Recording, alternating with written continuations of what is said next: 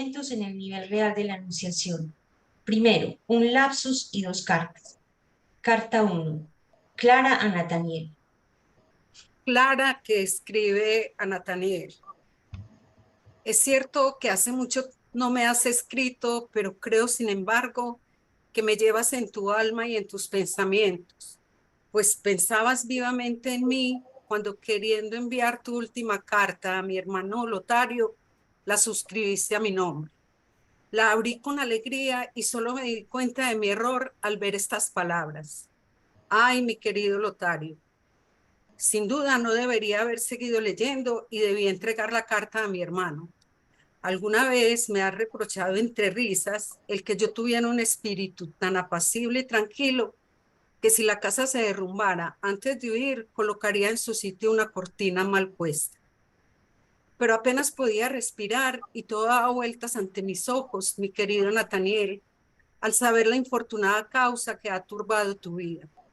Separación eterna, no verte nunca más. Este presentimiento me atravesaba como un puñal ardiente. Leí y volví a leer. Tu descripción del repugnante Copelius es horrible. Así he sabido la forma cruel en que murió tu anciano y venerable padre.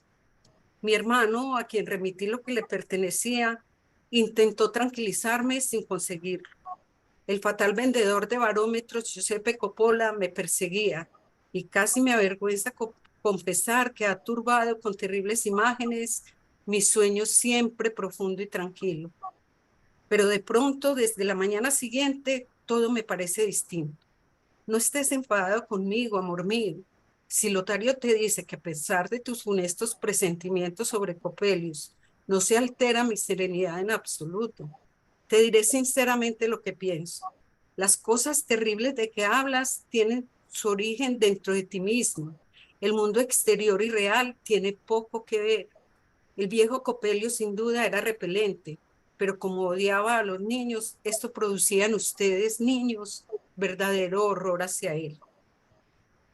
El hombre de arena de la niñera se asoció en tu imaginación infantil al viejo Copelius, quien sin que te dieras cuenta permaneció en ti como un fantasma de tus primeros años. Sus entrevistas nocturnas con tu padre no tenían otro objeto que realizar experimentos de alquimia, cosa que afligía a tu madre, pues posiblemente costaba mucho dinero.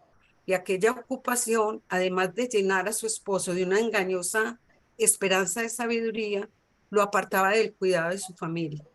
Tu padre sin duda causó su muerte por imprudencia suya y Copelius no es culpable.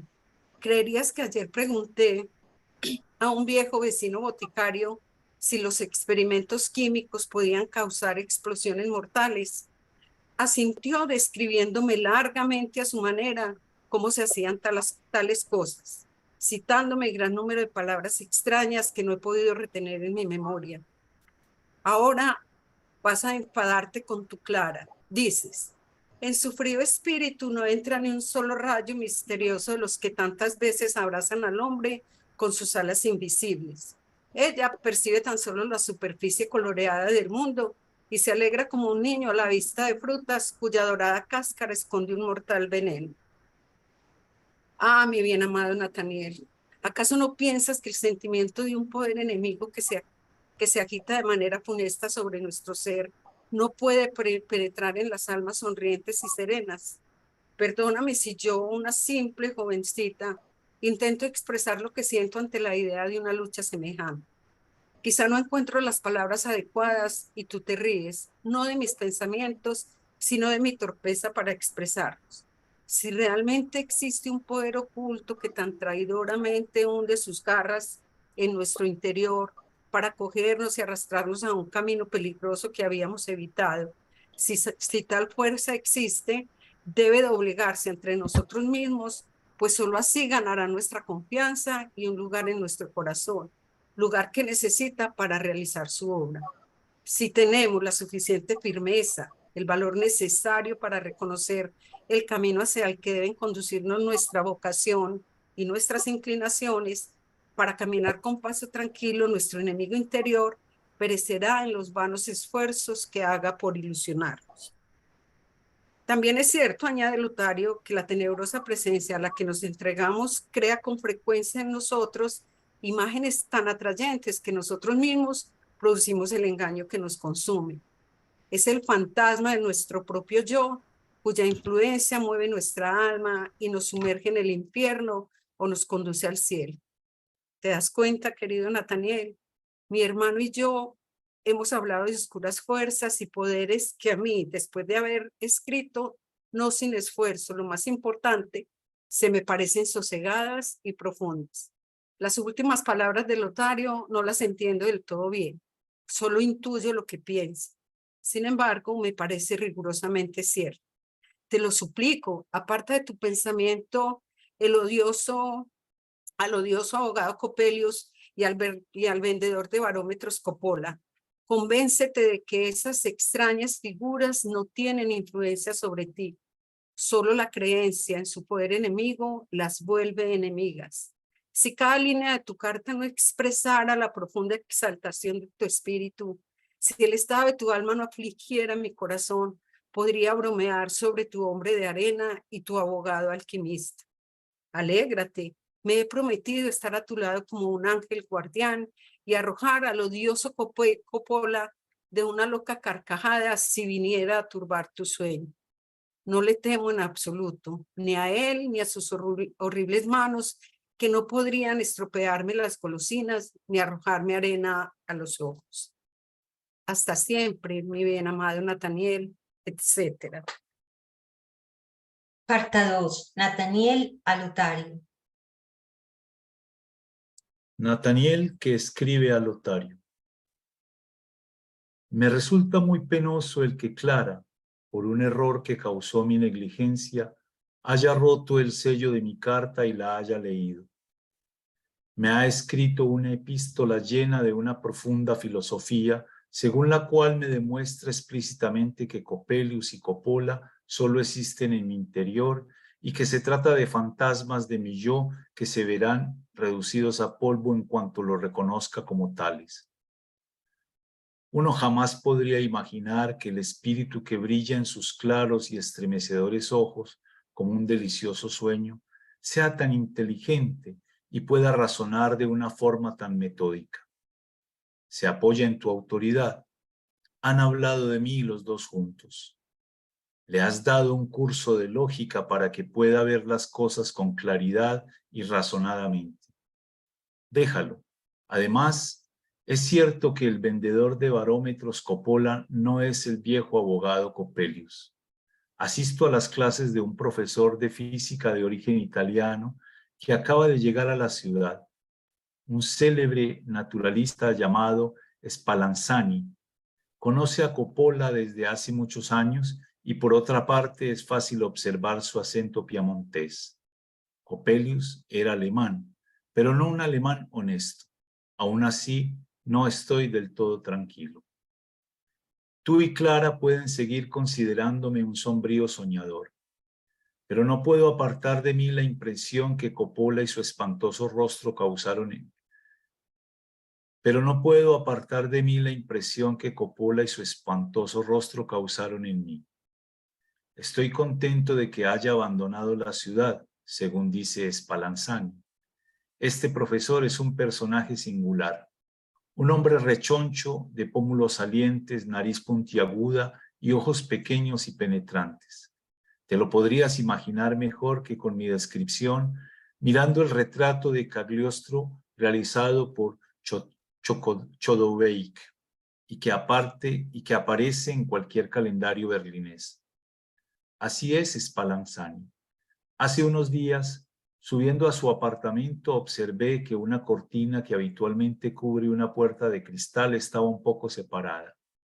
Ignoro yo mismo cómo me encontré mirando a través del cristal. Una mujer alta, muy delgada, de armoniosa silueta, magníficamente vestida, estaba sentada con sus manos apoyadas en una mesa pequeña. Estaba situada frente a la puerta, y de este modo pude contemplar su rostro arrebatador. Pareció no darse cuenta de que la miraba, y sus ojos estaban fijos, parecían no ver. Era como si durmiera con los ojos abiertos. Me sentí tan mal que corrí a meterme en el salón de actos que está justo al lado. Más tarde, supe que la persona que había visto era la hija de Spallanzani, llamada Olimpia, a la que éste guarda con celo, de forma que nadie puede acercarse a ella. Esta medida debe ocultar algún misterio y Olimpia tiene sin duda alguna tara. Pero, ¿por qué te escribo estas cosas? Podría contártelas personalmente. Debes saber que dentro de 2 semanas estaré con ustedes. Tengo que ver a mi ángel, a mi Clara. Entonces podrá borrarse la impresión que se apoderó de mí, lo confieso, al leer su carta tan fatal y razonable. Por eso no le escribo hoy. 1000 abrazos, etc. 2. Presencia del autor dirigiéndose a sus lectores. Mar. Autor. Nadie podría imaginar algo tan extraño y maravilloso como lo que le sucedió a mi pobre amigo, el joven estudiante Nathaniel, y que voy a referirte, lector. ¿Acaso no has sentido alguna vez tu interior lleno de extraños pensamientos? ¿Quién no ha sentido latir su sangre en las venas y un rojo ardiente en las mejillas?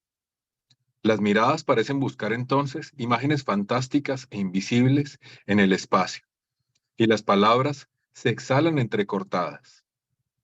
En vano, los amigos te rodean y te preguntan qué te sucede. Y tú querrías pintar con sus brillantes colores sus sombras y sus luces destellantes, las vaporosas figuras que percibes, y te esfuerzas inútilmente en encontrar palabras para expresar tu pensamiento.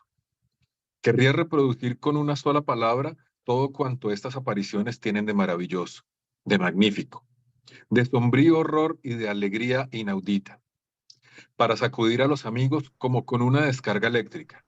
Pero toda palabra, cada frase, te parece descolorida, glacial, sin vida. Buscas y rebuscas, y balbuces y murmuras, y las tímidas preguntas de tus amigos vienen a golpear, como el soplo del viento, tu ardiente imaginación hasta acabar apagándola. Pero si tú, como un hábil pintor, trazas un rápido esbozo de tales imágenes interiores, del mismo modo puedes también animar con poco esfuerzo los colores y hacerlos cada vez más brillantes. Y las diversas figuras fascinan a los amigos que te ven en medio del mundo, que tu alma ha creado. Debo confesar que, a mí, querido lector, nadie me ha preguntado por la historia del joven Nathaniel. Pero tú sabes que yo pertenezco a esa clase de autores que cuando se encuentra en el estado de ánimo que acabo de describir, se imagina que cuantos lo rodean e incluso el mundo entero le preguntan. Alguien interpela al autor. ¿Qué te pasa? Cuéntanos. Así, una fuerza poderosa me obliga a hablarte del fatal destino de Nathaniel. Su vida singular me impresionaba y por esta razón me atormentaba la idea de comenzar su historia de manera significativa, original. Una vez Bonito principio, para aburrir a todo el mundo. en la ciudad, en la pequeña ciudad vivía. Algo mejor si se tiene en cuenta que prepara ya el desenlace, o bien entrar in medias res. Váyase al diablo, exclamó colérico con los ojos llenos de furia y de espanto el estudiante Nathaniel cuando el vendedor de barómetros Josep Coppola. Así había empezado ya a escribir cuando creí ver algo de burla en la enfurecida mirada de Nathaniel, aunque la historia no es en absoluto divertida. No me vino a la mente ninguna frase que reflejara el estallido de colores de la imagen que brillaba en mi interior. Decidí entonces no empezar. Toma, querido lector, las 3 cartas que mi amigo Lotario me invitó a compartir como el esbozo del cuadro que me esforzaré, en el curso de la narración, en animar cada vez con más colorido lo mejor que pueda. Quizá consiga, como un buen retratista, dar a algún personaje un toque expresivo de manera que al verlo lo encuentres parecido al original, aún sin conocerlo. Y te parecerá verlo en persona. Quizá creerás, lector, que no hay nada tan maravilloso y fantástico como la vida real. y que el poeta se limita a recoger un pálido brillo, como en un espejo sin pulir. Tercer movimiento de la enunciación, del autor al narrador. Para que desde el principio quede claro lo que es necesario saber, hay que añadir como aclaración a las cartas que, Inmediatamente después de la muerte del padre de Nataniel, Clara y Lotario, hijos de un pariente lejano también recientemente fallecido, fueron recogidos por la madre de aquel. Clara y Nataniel sintieron una fuerte inclinación mutua, contra la que nadie tuvo nada que oponer. Fue prometido cuando Nataniel abandonó la ciudad para proseguir sus estudios en G. Aquí se encuentra mientras escribe su última carta y asiste al curso del célebre profesor de física Spallanzani. ahora podría continuar mi relato tranquilamente, pero la imagen de Clara se presenta ante mis ojos tan llena de vida que no puedo apartarla de mí, como me pasaba siempre que me miraba dulcemente. Catálisis descriptiva clara. No podía decirse que Clara fuese bella. Esto pensaban al menos los entendidos en belleza. Sin embargo, los arquitectos elogiaban la pureza de las líneas de su talle. Los pintores decían que su nuca, sus hombros y su seno eran tal vez demasiado castos, pero todos amaban su maravillosa cabellera que recordaba a la de Magdalena y coincidían en el color de su tez, digno de un Batoni. Uno de ellos, un auténtico extravagante, comparaba sus ojos a un lago de Ruiz-Dael, donde se reflejan el azul del cielo, el colorido del bosque y las flores del campo, la vida apacible. Poetas y virtuosos iban más lejos y decían, ¿Cómo hablan de lagos y de espejos? No podemos contemplar a esta muchacha sin que su mirada haga brotar de nuestra alma cantos y armonías celestes que nos sobrecogen y nos animan. ¿Acaso no cantamos nosotros también y alguna vez hasta creemos leer en la tenue sonrisa de Clara que es como un cántico, no obstante algunos tonos disonantes? así era. Así era. Clara poseía la imaginación alegre y vivaz de un niño inocente, un alma de mujer tierna y delicada, y una inteligencia penetrante y lúcida. Los espíritus ligeros y presuntuosos no tenían nada que hacer a su lado, pues ella, sin muchas palabras, conforme a su temperamento silencioso, parecía decirles con su mirada transparente y su sonrisa irónica. Queridos amigos, pretenden que mire sus tristes sombras como auténticas figuras animadas y con vida. Ahí cerramos enunciación y pasamos a los episodios. Continuación de la historia, el delirio en 3 partes. Episodio 1, el regreso de Nataniel y el delirio. Waldir, narrador. Por esta razón, Clara fue acusada por muchos de ser fría, prosaica e insensible, pero otros, que veían la vida con más claridad, amaban fervorosamente a esta joven y encantadora muchacha. Pero nadie tanto como Nataniel, quien se dedicaba a las ciencias y a las artes con pasión. Clara le correspondía con toda su alma. Las primeras nubes de tristeza pasaron por su vida cuando se separó de él. Con cuánta alegría se arrojó en sus brazos cuando él, al volver a su ciudad natal, entró en casa de su madre, como había anunciado en su última carta a Lotario. Sucedió entonces lo que Nataniel había imaginado. En el momento en que volvió a ver a Clara, desapareció la imagen del abogado Coppelius. Y la fatal, razonable carta de Clara que tanto lo había contrariado. Sin embargo, Nataniel tenía razón cuando escribía a su amigo Lotario que su encuentro con el repugnante vendedor de barómetros había ejercido una funesta influencia en su vida. Todos sintieron desde los primeros días de su estancia que Nataniel había cambiado su forma de ser. Se hundía en sombrías ensoñaciones y se comportaba con un modo extraño, no habitual en él. La vida era solo sueños y presentimientos. Hablaba siempre de cómo los hombres, creyéndose libres, son solo juguetes de oscuros poderes y humildemente deben conformarse con lo que el destino les depara. Aún iba más lejos. Afirmaba que era una locura creer que el arte y las ciencias pueden ser creados a nuestro antojo, puesto que la exaltación necesaria para crear no proviene de nuestro interior, sino de una fuerza exterior de lo que no somos dueños. Clara no estaba de acuerdo con esos delirios místicos, pero era inútil refutarlos. Solo cuando Nathaniel afirmaba que Coppelius era el principio maligno que se había apoderado de él en el momento en que se escondió tras las cortinas para absorberlo, y que aquel demonio enemigo turbaría su dichoso amor, Clara decía seriamente: Sí, Nathaniel, tienes razón. Coppelius es un principio maligno y enemigo. Puede actuar de forma espantosa, como si una fuerza diabólica que se introduce visiblemente, como una fuerza diabólica que se introduce visiblemente en tu vida, pero solo si no lo destierras de tu pensamiento y de tu alma. Mientras tú creas en él, existirá.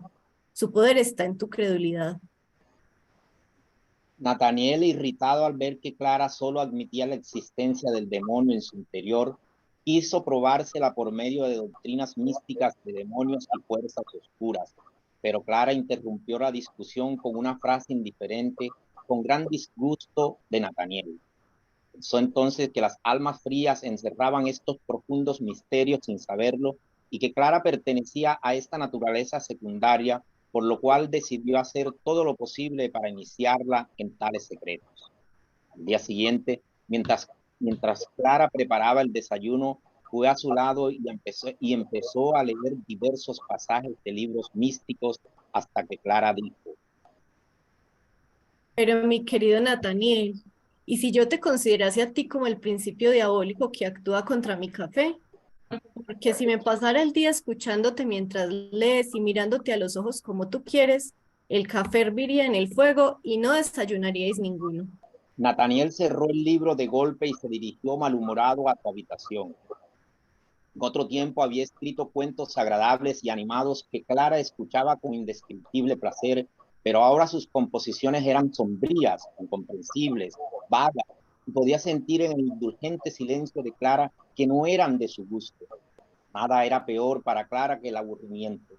Su mirada y sus palabras dejaban ver que el sueño se apoderaba de ella. Las obras de Nathaniel eran de hecho muy aburridas. El disgusto por el frío y prosaico carácter de Clara fue en aumento. Y Clara no podía vencer el mal humor que le producía el sombrío y aburrido misticismo de Nathaniel. Así, sus almas se fueron alejando una de otra sin que se dieran. Episodio 2. La composición delirante. La imagen del odioso Coppelius, como el mismo Nathaniel podía reconocer, cada vez era más pálida en su fantasía y hasta le costaba a menudo un esfuerzo darle vida y color en sus poemas, donde aparecía como un horrible espantajo del destino. Finalmente, el atormentado presentimiento de que Coppelius destruiría su amor le inspiró el tema de una de sus composiciones. Se describía a él mismo y a Clara unidos por un amor fiel, pero de vez en cuando una mano amenazadora aparecía en su vida y les arrebataba la alegría. Cuando se encontraban en el altar, aparecía el horrible Coppelius que tocaba los maravillosos ojos de Clara. Estos saltaban al pecho de Nathaniel como chispas sangrientas, encendidas y ardientes. Luego Coppelius se apoderaba de él, lo arrojaba a un círculo de fuego que giraba con la velocidad de la tormenta y lo arrastraba en medio de sordos bramidos, de un rugido como cuando el huracán azota la espuma de las olas en el mar, que se alzan como negros gigantes de la cabeza blanca en furiosa lucha. En medio de aquel salvaje bramido, oyó la voz de Clara. No puedes mirarme. Coppelius te ha engañado. No eran mis ojos los que ardían en tu pecho, eran ardientes gotas de sangre de tu propio corazón. Yo tengo mis ojos, mírame. Nathaniel piensa. Es Clara y yo soy eternamente suyo. Es como si dominase el círculo de fuego donde se encuentra y el sordo estruendo desaparece en un negro abismo. Nathaniel mira los ojos de Clara, pero es la muerte la que lo contempla amigablemente con los ojos de Clara. Mientras Nathaniel escribía este poema, estaba muy tranquilo y reflexivo, limaba y perfeccionaba cada línea, y volcado por completo en la rima, no descansaba hasta conseguir que todo fuera puro y armonioso. Cuando terminó y leyó el poema en voz alta, el horror se apoderó de él y exclamó espantado. ¿De quién es esa horrible voz? Enseguida le pareció, sin embargo, que había escrito un poema excelente y que podía inflamar el frío ánimo de Clara sin darse cuenta que así conseguiría sobresaltarla con terribles imágenes que presagiaban un destino fatal que destruiría su amor.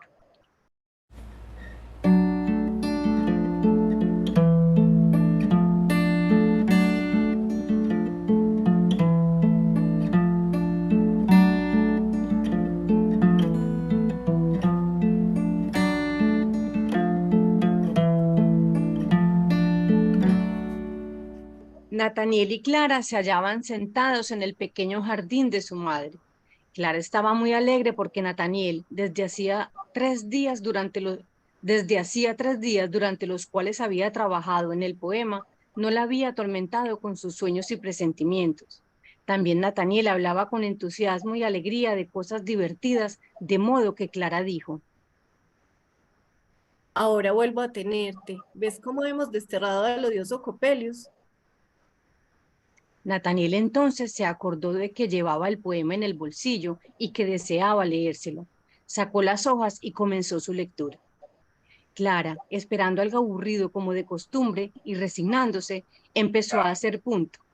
Pero del mismo modo que se había levantado los negros y cada vez más sombríos nubarrones, dejó caer su labor y miró fijamente a Nataniel a los ojos. Este seguía su lectura fascinado, con las mejillas encendidas y los ojos llenos de lágrimas. Cuando terminó, suspiró profundamente abatido, cogió la mano de Clara y sollozando exclamó desconsolado: Ah, Clara, Clara. Clara lo estrechó contra su pecho y le dijo dulcemente pero seria: Nataniel, querido Nataniel, arroja al fuego esa loca y absurda historia. Nataniel se levantó indignado y exclamó apartándose de Clara. Eres un autómato, inanimado y maldito. Y se alejó corriendo. Clara se echó a llorar amargamente y decía entre sollozos: Nunca me ha amado, pues no me comprende. Episodio 3. El duelo con Lotario. Valdir. Lotario apareció en el senador y Clara tuvo que contarle lo que había sucedido, cómo amaba a su hermana con toda su alma. Cada una de sus quejas caía como una chispa en su interior, de tal modo que el disgusto que llevaba en su corazón desde hacía tiempo con el visionario Natanael se transformó en una cólera terrible. Corrió tras él y le reprochó con tan duras palabras su loca conducta para con su querida hermana, que el fogoso Nataniel contestó de igual manera. Los insultos de fatuo e insensato y loco fueron contestados por los desgraciados y vulgar. El duelo era inevitable. Decidieron batirse a la mañana siguiente detrás del jardín y conforme a las reglas académicas, con afilados floretes. Se separaron sombríos y silenciosos. Clara había oído la violenta discusión y al ver que el padrino traía las floretes al atardecer, presintió lo que iba a ocurrir. Llegados al lugar del desafío, se quitaron las levitas en medio de un hondo silencio e iban a balanzarse uno sobre otro con los ojos relampagueantes de ardor sangriento cuando apareció Clara en la puerta del jardín. Separándolos, exclamó entre sollozos: Locos, salvajes, tendrán que matarme a mí antes de que uno de ustedes caiga. ¿Cómo podría seguir viviendo en este mundo si mi amado matara a mi hermano o mi hermano a mi amado? Lotario dejó caer el arma y bajó los ojos en silencio, pero Nataniel sintió renacer dentro de sí toda la fuerza de su amor hacia Clara, de la misma manera que lo había sentido en los hermosos días de la juventud. El arma homicida cayó de sus manos y se arrojó a los pies de Clara diciendo: ¿Podrás perdonarme alguna vez tú, mi querida Clara, mi único amor? ¿Podrás perdonarme, querido hermano Lotario? Lotario se conmovió al ver el profundo dolor de su amigo. Derramando abundantes lágrimas, se abrazaron los tres y se juraron permanecer unidos por el amor y la fidelidad. A Nathaniel le pareció haberse librado de una pesada carga que lo oprimía, como si estuviera liberado de un oscuro poder que amenazaba todo su ser. Permaneció aún durante 3 felices días junto a sus bienamados hasta que regresó a G, donde debía permanecer 1 año más antes de volver para siempre a su ciudad natal.